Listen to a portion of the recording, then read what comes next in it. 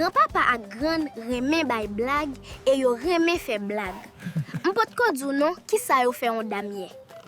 Sassou expliquait à Bic hier après-midi pendant que chita sou galian et grand-pa avec grand-ma te chita dans la cour, gen yon dame qui vient passer. Dame n'a campé devant barrière li dit: "S'il vous plaît madame, est-ce qu'on connaît qui route pour me faire pour mal kay monsieur Jackie?" Grand-ma te prend temps li gade dame nan, li voyage li gade grand-pa. Li dit dame nan: "Ou besoin al kay monsieur Jackie?" Eh bien, montez en l'air net. L'arrivée devant ti caille blanche là, ou virer à gauche. Ou prendre l'église. L'arrivée bon l'église là.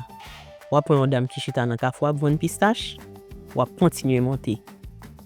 L'arrivée, ou prendre une machine fritaille. Virer bon côté là, entrer dans le couloir. Dès pour arriver là, ou maintenant dès pour caille monsieur Jackie. Monsieur Jackie rete nan kay sou kote nou, kay li pa jisan ou a. Mwen kon sa.